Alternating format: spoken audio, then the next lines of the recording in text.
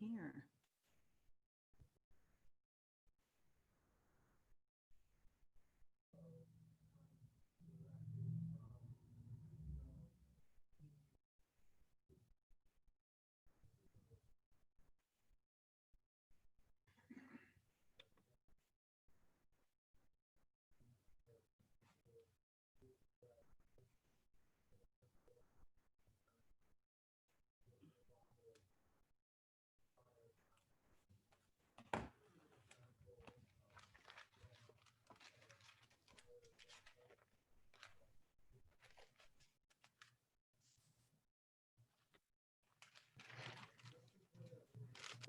All right, good evening, everyone. We're still waiting for, I guess, another 10 minutes, okay?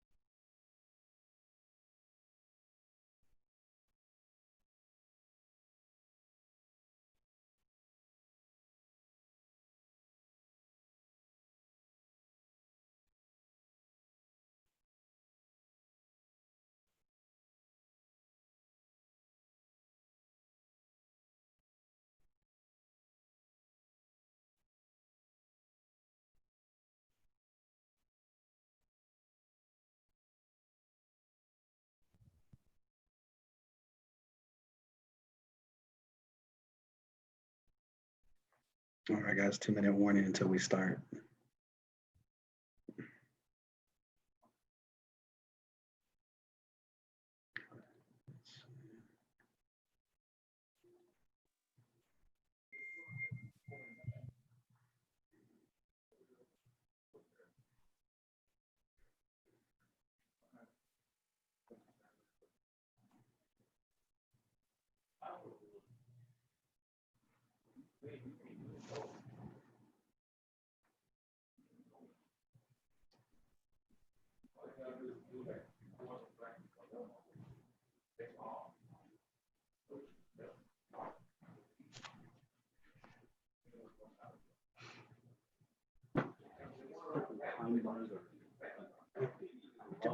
Put them in that cabinet, please. All right, guys, about 1 more minute. We'll get started. I'll go ahead and have you guys unmuted.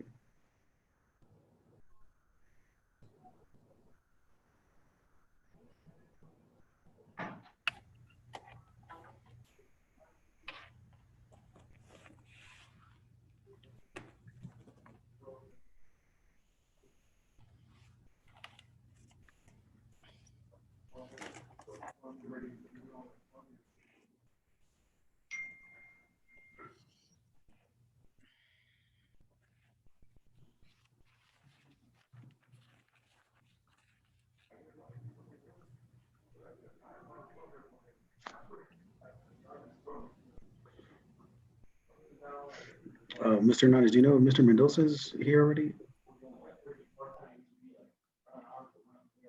Yes, sir, he is. Okay. And I'll go check, see All right, if thank he's at his table.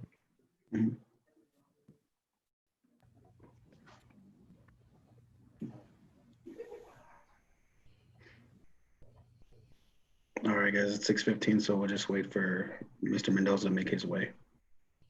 He's in the PDC room. Oh, he's in that PDC room? Mhm. Oh.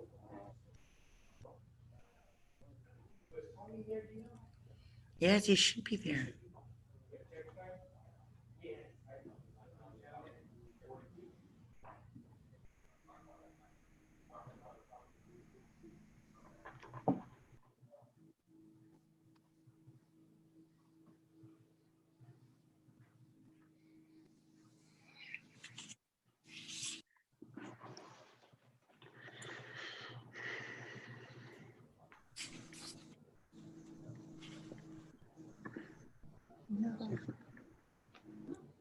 I thought we were all here. I was like, we gotta start at 15 minutes early.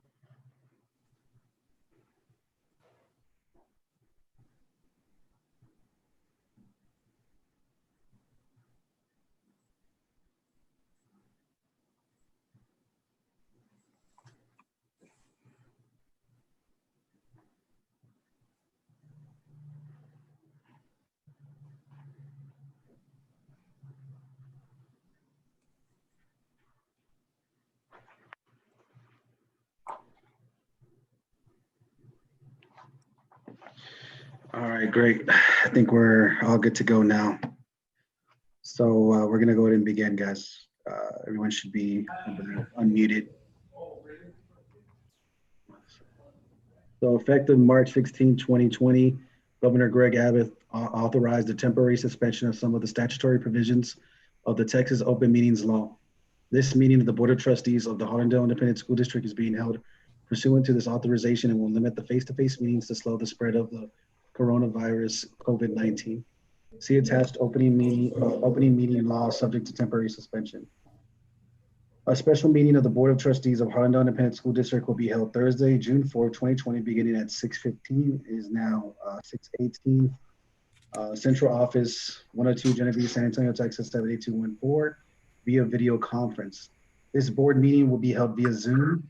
Members of the public may access this meeting by the free of charge video conference link by logging into the following Zoom websites, https //zoom.us/J3770069569, password HISD, no more than 15 minutes before the meeting. Additionally, the district will provide a live stream of the meeting via YouTube. That link address will be posted on the front page of the Harlandale Independent School website, www.harlandale.net, the day of the meeting. A recording of the meeting will be made available to the public within 5 business days at the Harlandale ISD website, www.harlandale.net, under the school board /board meeting videos page. An electronic copy of the agenda packet may be accessed at the Harlandale ISD website under the school board board book page prior to the meeting. The board may go into closed session on any agenda item permitted under Chapter 551 of the Texas Government Code. In such event, the board president will announce the applicable government code section prior to the board going into closed session. Number one, meeting call to order. A roll call and recording of board members present. I have Mrs. Limon. Here. Thank you. Mrs. Cavazos. Present. All right. Mr. Mendoza. Here. Ms. Ortiz. Hello, I'm here. Yes, ma'am. Mr. Mancha. Present. Thank you. Myself here. Mrs. Carrillo. Here. Okay. And we do also have Dr. Castleberry joining with us as well. Yes. Thank you, ma'am. So I do declare a quorum present. Moving on to item C, recording of superintendent and staff members present. Mr. Soto, let me go ahead and unmute these ladies and gentlemen. Go ahead, sir. Sorry. Hopefully everyone's unmuted. Yes, sir, Mr. Moreno. Today we have Associate Superintendent of Business, Richard Hernandez. Here. Assistant Superintendent for Curriculum Instruction, Melissa Casey.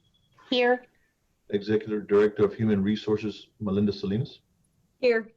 Executive Director of Operations, Kyle Blickney. Here. Our Public Information Officer, Mr. Albert Correa. Present. Good evening. All right. Thank you so much. Moving on to item 2, I believe there were no citizens to be heard or public comment sign up. Is that correct, right? Yes, sir. That's correct. All right. Thank you, Mr. Correa. So we'll go ahead and move on to item 3, discuss and consider approval of the proposed 2020 tax rate, which will be published in a notice as required by current law under section 44.004 of the Texas Education Code. Mr. Hernandez, would you like to just reemphasize or reiterate some of the talking points, sir? Yes, sir. Yes, sir. And good evening. The proposed tax rate for a published notice for 2021 is 1.05475 for the maintenance and operation component of the rate, and then 0.4306 for the interest and sinking component of the tax rate, for a total proposed tax rate of 1.48535, which is which is 0.0136 less than last year. Again, this is following in line with the state's initiative of compressing tax rates for this biennium. What is still pending is certified values to be received in July and TEA's final calculation of the tax rate itself. The possibility is that it may go lower on the M&O side due to the values that are certified in July. But again, the tax rate, the total tax rate proposed is 1.48535. All right. Anyone have any questions with what Mr. Hernandez presented just now? Mr. Moreno, Yes, Ms. Can you- Ms. Limon? can you just say the last one, Mr. Hernandez? Yes, ma'am. It's one, The two parts of the tax rate, M&O is 1.05475. The interest and sinking rate is 0.4306. The total amount of the tax rate is 1.48535. thank you, sir. Yes, ma'am. So as Mr. Hernandez just mentioned, it is actually a smaller amount than last year. It is being compressed to a smaller portion versus the previous year. And I think the previous year, correct too, Mr. Hernandez, they also brought that down a bit as well. Is that correct? Yes, sir, they did. That's a part of the biennium of the House deciding and the state and the Senate reps deciding to allocate or just to move the configuration of the funding. Yes, sir. In trying to compress the tax rate. And also, guys, I know you can refer to the documents haven't changed from what was presented to us or given to us from last week. So if you have the physical or the digital copy, it should be the same. There isn't anything, any new computations or anything of that nature, okay?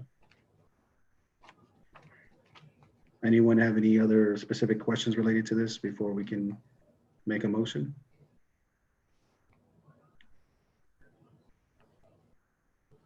Okay. Would anyone like to make a motion? Mr. Chair, Yes, Ms. Carrillo? I move to approve the proposed 2020 tax rate, which will be published in a notice as required by current law under section 44.004 of the Texas Education Code. Okay, great. We have a motion to approve by Ms. Carrillo. Do we have a second? A second. All right, a second by Ms. Limon. All right, we're gonna go ahead and go forward. So remember this motion does require a second. It does require majority vote, and it does require, I don't know why I'm blanking. This motion requires a second. It does require a majority vote, and this motion can be debated, and it is debatable. So we're gonna do the roll call order. All right, Mrs. Limon, yay or nay? Yay. Okay, yay. All right. Mrs. Cavazos, yay or nay?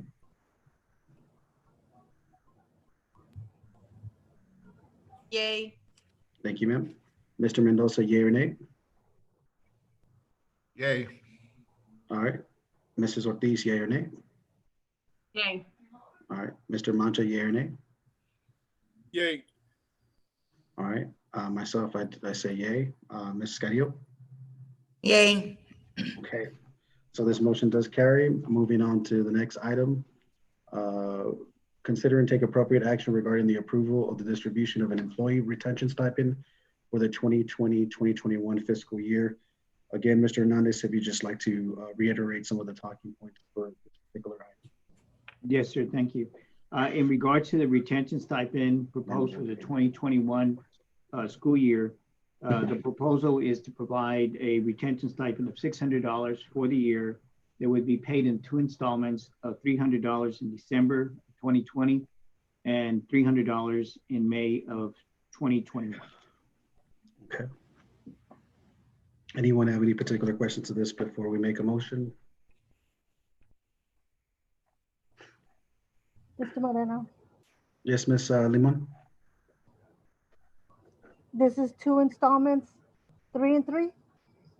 But I Yes, thought ma'am. I thought I heard that it went up to 900. Oh, no, ma'am. The confusion there may be is that on a later agenda item, we're proposing an increase on the insurance contribution, Okay. which would be $300, but adding that 300 that the employee would get the benefit from, plus the 600 gives you the total of the 900. Okay, that's why I saw 900. Thank you, sir. Yes, ma'am. Thank you, Mr. Hernandez. Yes, ma'am. All right. Any other questions towards that?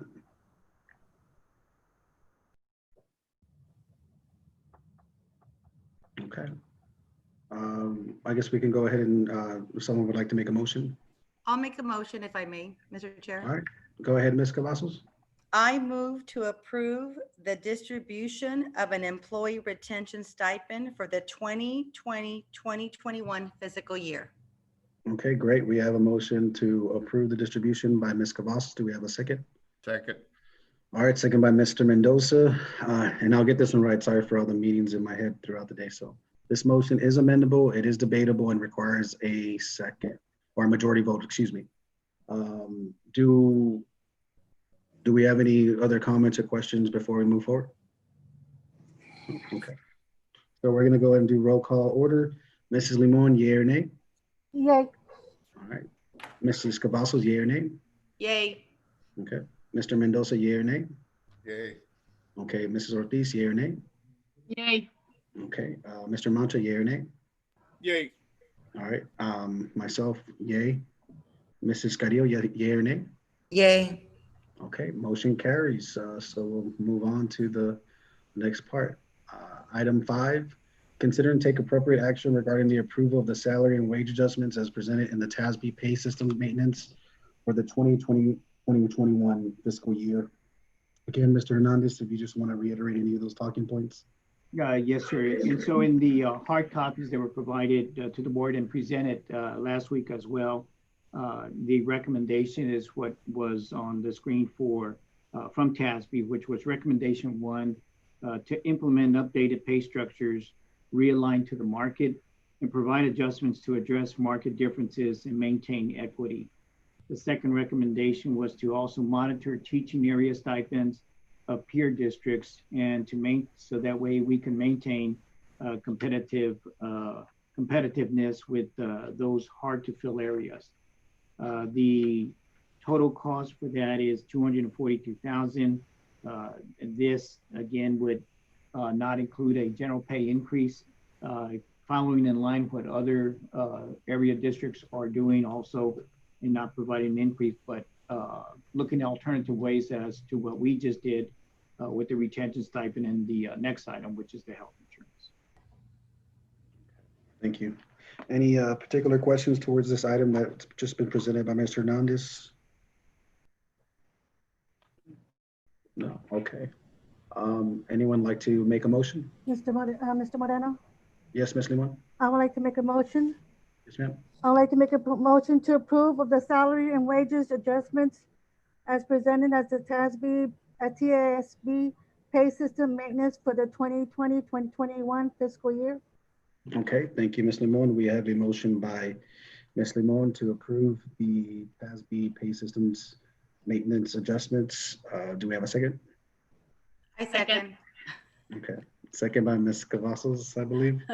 Okay, so remember that this motion is amendable, it is debatable, and requires a majority vote. So we're gonna follow roll call order. Mrs. Limon, yea or nay? Yay. All right, Mrs. Cavazos, yea or nay? Yay. All right, Mr. Mendoza, yea or nay? Yay. All right, Mrs. Ortiz, yea or nay? Yay. Okay, Mr. Mancha, yea or nay? Yay. Okay, myself, yea. Mrs. Carrillo, yea or nay? Yay. Okay, motion carries. All right, moving on to item 6. Consider and take appropriate action to increase the employer group health insurance contribution for the calendar year 2021. Mr. Hernandez, again, if you can indulge us in sharing those talking points, please. Yes, sir, absolutely. The proposal is to increase the district's contribution by another $25. Currently, the contribution monthly rate by the district is $325 per month for each employee. This would now raise it up to $350 per month towards their health insurance. By adding another $25 and multiplying that over 12 months, that they would receive a total benefit for the total amount of $300. So in combined with the previous action taken of the $600 plus the $300, the employee will see a benefit of $900 in total that they'll receive for the next school year of 20 and 2021. Okay, great, thank you. Anyone have any questions towards those items presented just now? I have a Yes, question. please. Go ahead, ma'am. Is there any way that we could get but like what we did last year, where it showed how much an employee only would pay and self and family would pay, there was a chart Yes. that the school board was given that we were able to see how much money we would contribute and how much the employee would pay if they selected self only, self and family. And we were given that chart last year. And I just wanted to see what the rates are for this coming year. Because I'm assuming that they've already done that. Has the No. study been done? No, that's I not till October. let Dr. Salinas go ahead and respond. Yeah, no, ma'am, that has not been done yet. We'll start that process in the summer and then it'll be finalized, as Mr. Moreno said, in the summer, and then you'll get the chart because the rates could go up or down. And there's also the idea, Ms. Ortiz, that we can always reassess and see what else we can do further.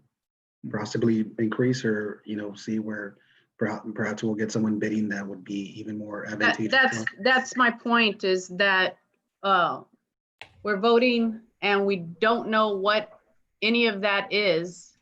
And potentially we could, if the rates go down, or if the rates go up, we would reassess. And so I'm assuming that staff would come back and tell us what that, because I just remember seeing the chart last year that y'all provided the board, and it was like that.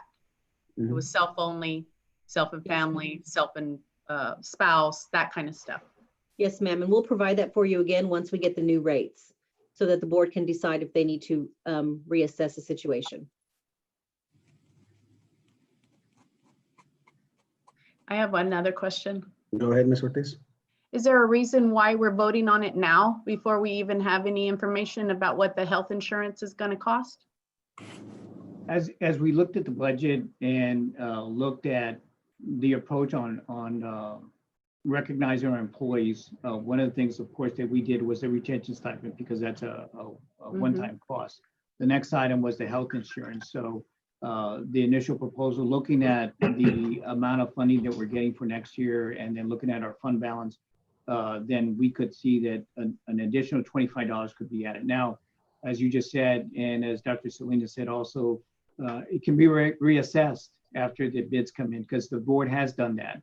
1 year, there was an approval to add an additional amount to the contribution, because these contributions and the increase to it takes effect in the calendar year, because that's when the new insurance kicks in.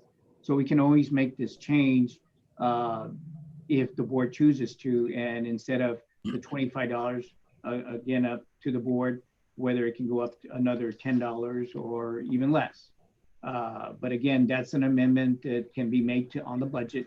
And so again, it can always be changed. But for right now, something that we wanted to provide as to the employees as a way of trying to assist them during this time and then going into the next school year, was providing an additional amount to the contribution. This would also be consistent. It's something that the superintendent and cabinet have been trying to implement each year, doing it incrementally instead of just trying to do it all in 1 year. So again, that's why it's being included in this budget process. Mr. Moreno, Mr. Chair. Yes, sir. Great question, Ms. Ortiz. And the reason we come so early, because our budget's due, we're a June budget, and the renewal for our insurance is not taking place till later. So it's a recruiting also tool for our staff to let them know that we are thinking of them.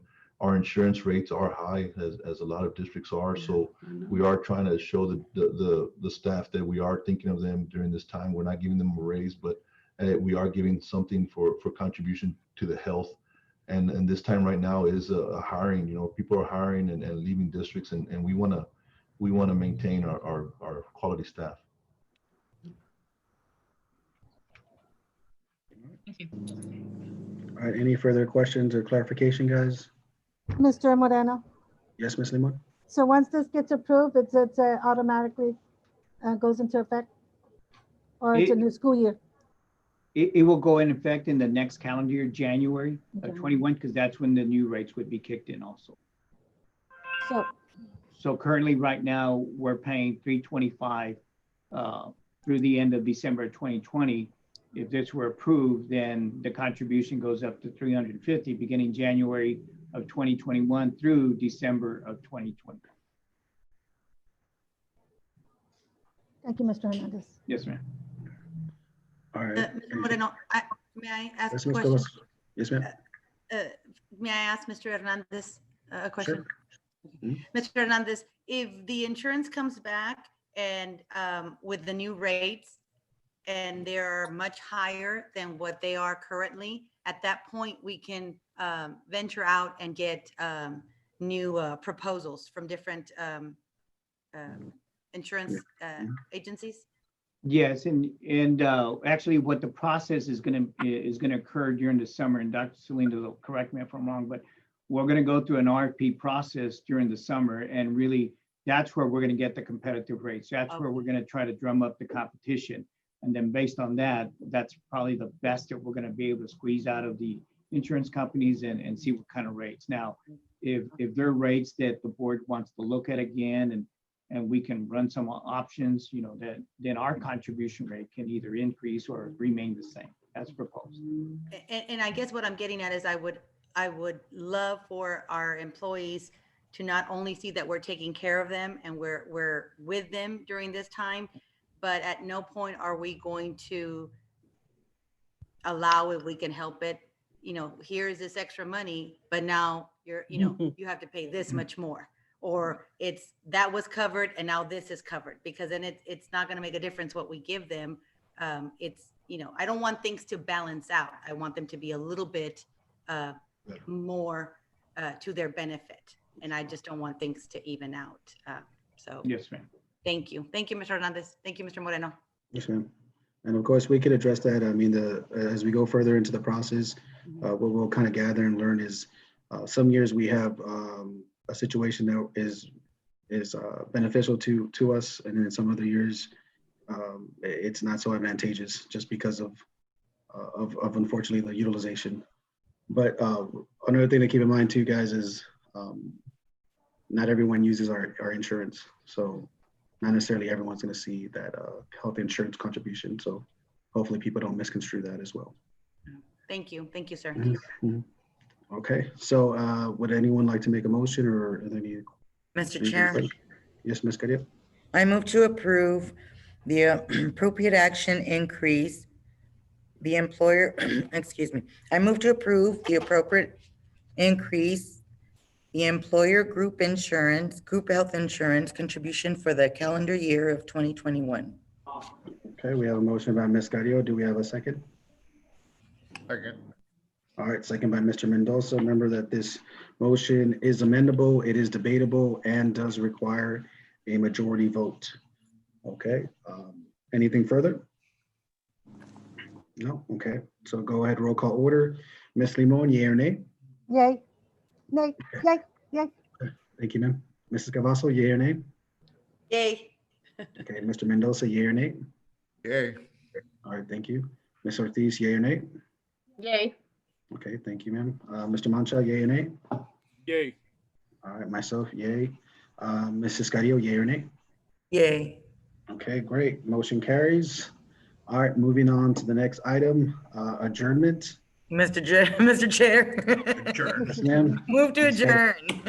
All right, make a motion to adjourn by Ms. Carrillo. Do we have a second? I second. A second by Ms. Limon. Remember that this motion is not debatable, is not amendable, not debatable, and does require majority votes. All right, roll call order. Mrs. Limon, yea or nay? Yay. Mrs. Cavazos, yea or nay? Yay. Mr. Mendoza, yea or nay? Yay. Mrs. Ortiz, yea or nay? Yay. Mr. Mancha, yea or nay? Yay. Okay, myself, yay. Mrs. Carrillo, yea or nay? Yay. All right, meeting is now adjourned. It is 6:41. Thank y'all so much. Bye, everyone. you. Good See night. you on the 15th for sure. Okay. Thank you. Thank you.